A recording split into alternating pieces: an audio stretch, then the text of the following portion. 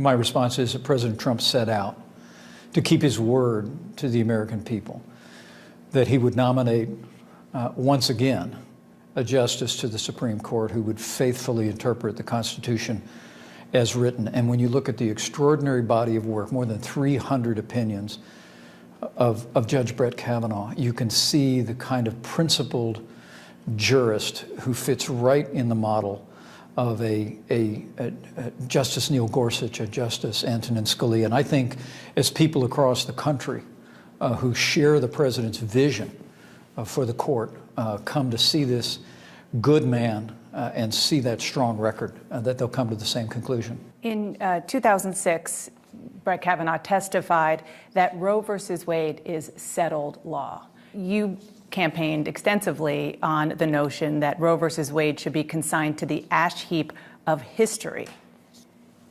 Are you worried that he's not going to follow what you want to do?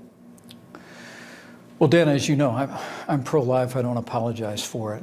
And I'm proud to be part of a pro-life administration that's advanced pro-life policies.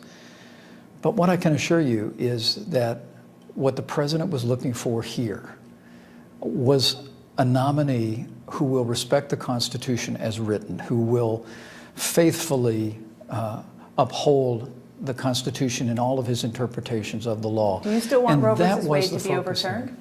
Well, I do, but I haven't been nominated to the Supreme Court. Right, but you're part of the administration that campaigned, you and the president campaigned, saying you will find nominees to overturn Roe versus Wade. Will you be disappointed if he is given that opportunity and he doesn't? Will you be disappointed? Well, let me say, as I said, I stand for the sanctity of life. This administration, this president are pro-life. But, you know, what the American people ought to know is that, as the president said today, this is not an issue that he discussed with Judge Kavanaugh. I didn't discuss it with him either. What we really focused on was the character, the background, the credentials, and the judicial philosophy. But again, you campaigned so aggressively on finding a nominee who would overturn Roe versus Wade.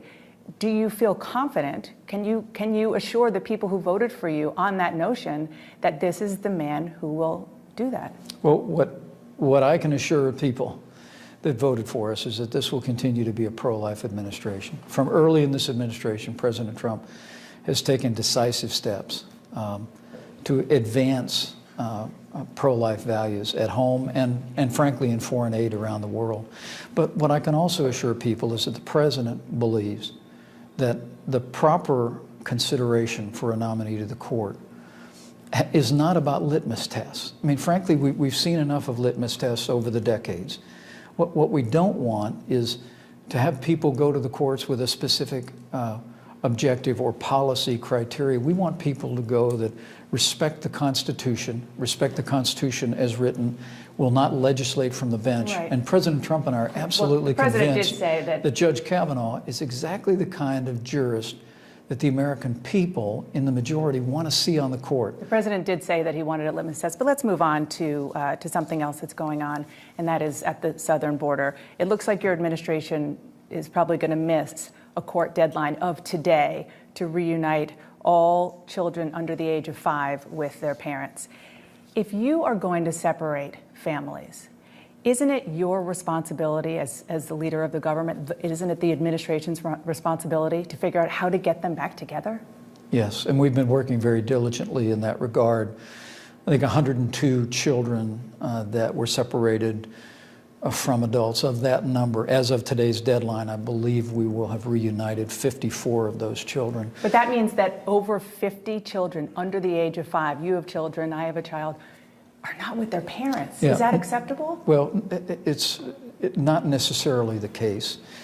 But should even one child under the age of 5? Well, what we don't ever want to do is return a vulnerable child, age 3, age 4, to someone who may be a threat to them, who may be a human trafficker, who is not their parent. And frankly, the number has winnowed down from 102 to somewhere in the 70s through our vetting process. We've actually, in this process, found that people who represented themselves as parents turned out not to be the parents. We found out that there were individuals with strong criminal backgrounds that had children with them as they crossed the border. But Ron Johnson, the chairman of the Homeland Security Committee in the Senate, a fellow Republican, he is very upset at your administration. He said, if they've got a process, they're not revealing it to me. These are human beings. Well, I spoke to Senator Johnson today, and we're going to continue to work with members of Congress in both parties. Of course there's a plan. That look, we've got a crisis at our southern border.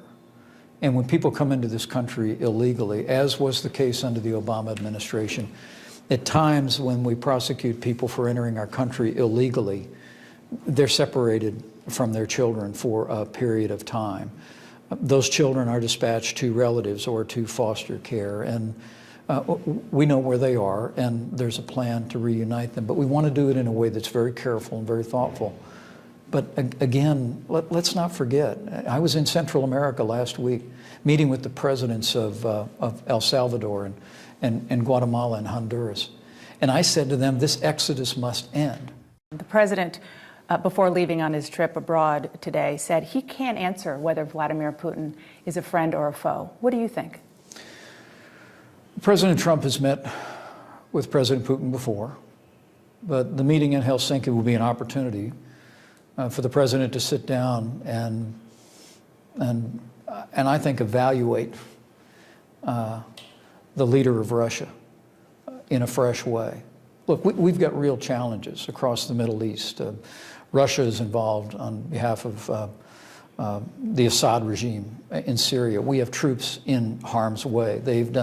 Our troops have done a tremendous job destroying ISIS at its source. But finding a long-term solution in Syria will require some agreement and cooperation with Russia. Syria is obviously a big issue, but how is somebody who your own intelligence community says was involved in meddling in American elections not a foe of America? Well, I think the president's word today was competitor, that he recognizes that Russia and the United States have competing interests. You don't think he's more than that, an actual adversary? Well, I don't think we have any illusions about Putin or about Russia. But look, President Trump's made it clear. He believes, as he demonstrated when he met with Kim Jong-un, that it's always better to try and talk to people, to try and find peaceable solutions, whether it be on the Korean Peninsula, whether it be with regard to Ukraine, whether it be resolving the issue in Syria. And so I think having the president sit down with President Putin, determining whether or not there's an opportunity for us to find common cause to resolve some of these intractable issues that have been between the United States, and to discuss issues that are of great concern to the American people. He said it was going to be an easy meeting, easier than the NATO allies.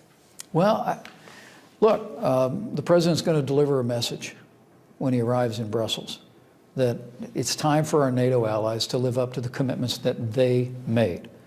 The Wales Agreement that they all signed on to said that all of the countries in this important historic alliance would commit to reach 2% of their GDP in defense spending. A very small number of our NATO allies have achieved that number. The United States spends 3.5% to 4% of our GDP, depending on how you reckon it, on our common defense. It's time for them to do more. The good news is, and I believe the president will reflect this, is that because of President Trump's leadership over the last year and a half, many of our NATO allies are doing more. They're investing more in our common defense. And America and the wider world are safer as a result of a stronger alliance where everyone lives up to their word.